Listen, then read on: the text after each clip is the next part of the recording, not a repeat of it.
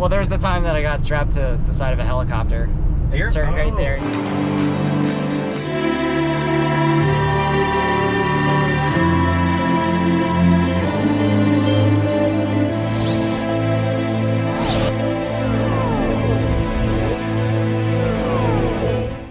Dan Savage. Oh, I'm looking at me. You're not That's even, weird. I know. I'll look right there. It's pretty cool, but it actually kind of. That's a 9? Yeah. Well, what are we doing? We're here at Summit Point today. Oh shit, I gotta turn left. Bleep that out. We are, I'm not doing anything today, but you're committed to judging. Yes. So I'm just here because it's close enough. But I definitely like coming out and supporting the people and saying hi to all the gate workers and the staff. And we're gonna go check out, what do you think? American Iron Series is what it was called?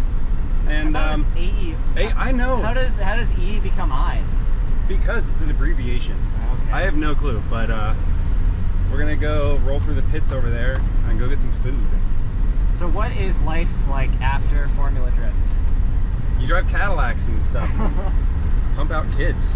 Life is, I had a good experience. I'm glad I did what I did. I'm glad I still get to support the homies like yourself. You're like way high on the head. We need to be right there. There, that's better. All right, good job, cameraman. You gotta go back to your roots. But yeah, but like close up, you know, you want. I know, but it was like all forehead. It was a fisheye lens.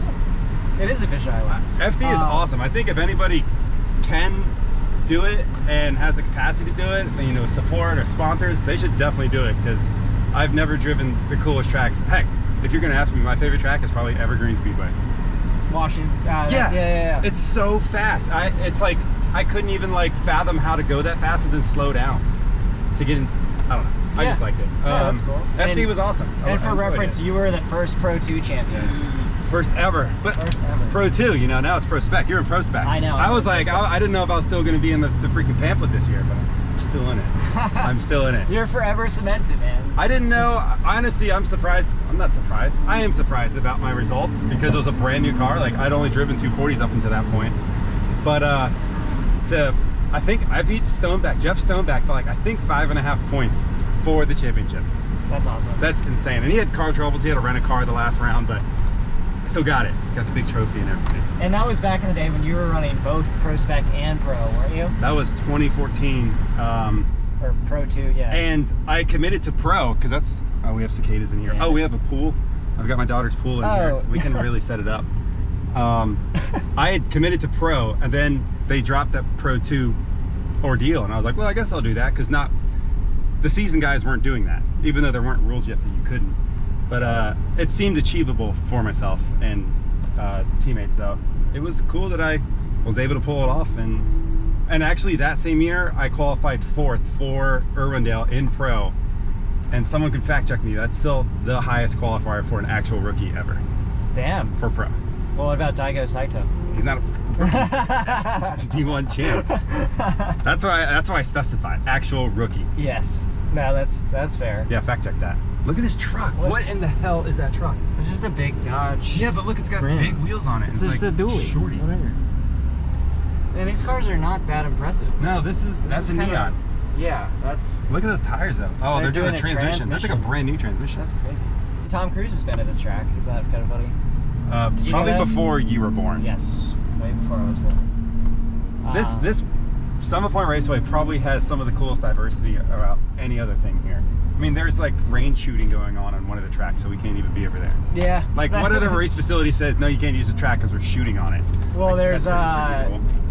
There's Seneca Circuit. I mean, that was. Do they do shooting there? Yeah, dude. They do. They only do military training there. It's pretty nuts. Oh, that's cool. I think it's gone. Did you ever do Blackwater? No, I did not. Oh my lord. Talk about sketchy fast. Yeah. Yeah, no, that looked really fun. What real world situation are you actually gonna go 130? Shooting? You know, like I guess, but like on the highway you would go just straight, you know, not. Well, I think there are racetracks. Oh no, this place was a racetrack, but then we're so close to DC, the government funding to subside costs comes in to help maintain that this place can still be here. Well, you'd be surprised. So I did get a chance to look at the financials at this track like 6 years ago. Dicey. They're old. What about that place? I have no idea. But no, I mean honestly, like it was like 90 8% of their revenue, of Summit Point's revenue, comes from the government.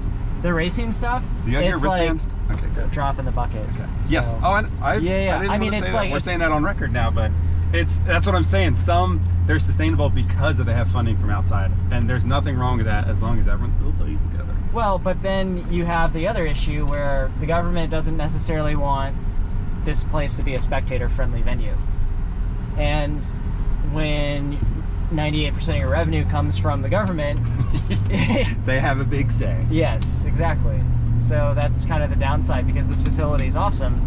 I mean, this is where I started driving. And I used to help you sign the waiver back in the day. That's how young you were. Oh, that's right. Did I get you Yeah. to forge the signature? I don't know. Well, you were kind of hesitant because you didn't know if your I don't know if your dad would or wouldn't, but like I'd have to be like, hey, registration people, he's actually okay and he's just gonna go film some stuff. Like, Oh, that's right. just let it happen. Yes. Well, there's the time that I got strapped to the side of a helicopter. Here? It started right Oh. there. Yeah, I was like, oh man, I was like 17. It was pretty nuts. Was that one of the 100 drifters? Yeah, Oh, well, that was Jens, man. He was the best. I know. Jens was awesome. And that was in the days before drones were a thing. So you literally, if you wanted an aerial shot, you had to get strapped to a helicopter. So you have footage from that? Yeah, I have footage from that. I still have it. What was that? AWOL Films? Yeah, they their did a really video? good job. Oh my Yeah, gosh. yeah. They that was probably one of the first videos that I was in. They did like crazy color grading and like put the soundtrack to like hit.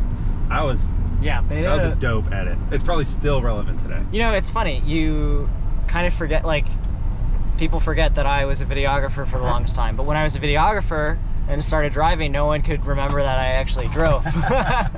So it's really funny how that kind of flips it on its head. And like now, Look at like, this parking lot. it might as well be. I never even did the video stuff. Oh, there's Patrick.